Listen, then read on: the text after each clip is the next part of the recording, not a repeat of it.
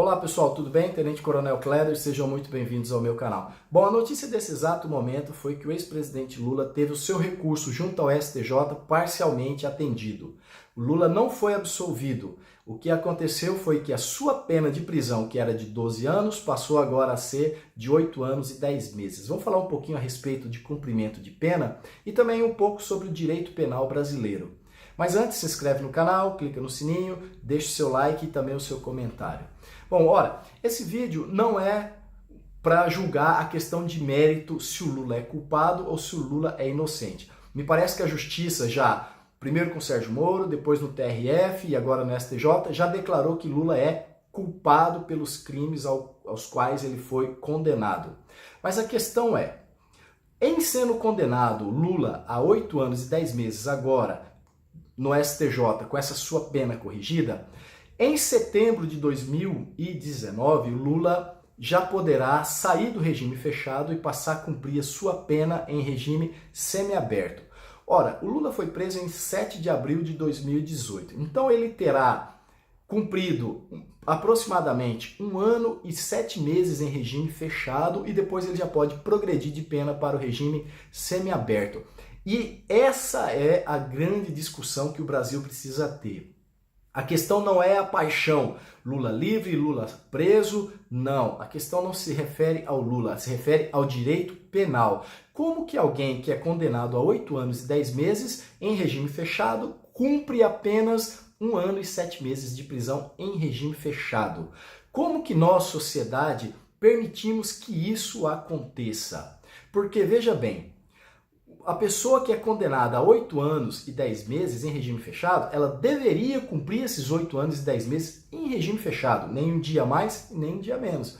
Mas ela não cumpre assim, ela cumpre basicamente 1/6 da pena. Por isso que ela sai tão antes no regime fechado e passa a progredir de regime para o regime semiaberto.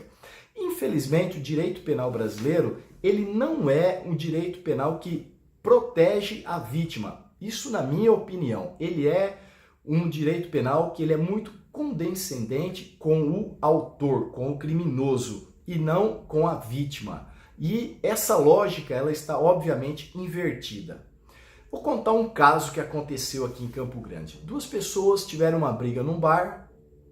Uma dessas pessoas, após a briga, foi embora. Depois de um certo tempo, essa pessoa voltou, armada com uma pistola 9mm, e matou o seu desafeto no bar.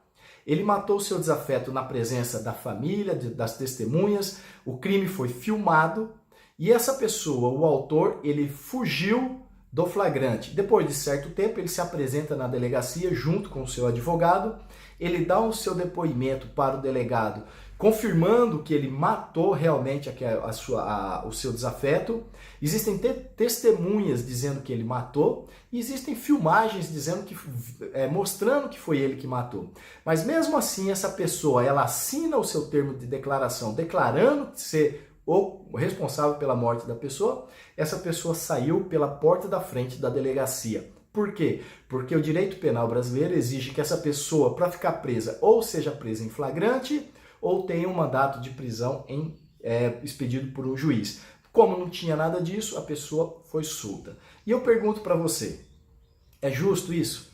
Esse direito penal, ele protege a vítima, as pessoas, a família da vítima? Ou ele está protegendo o autor?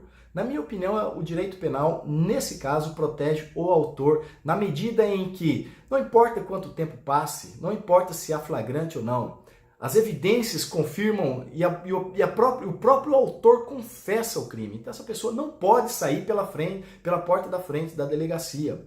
Porque o recado que se passa para a população é: não existe justiça no Brasil.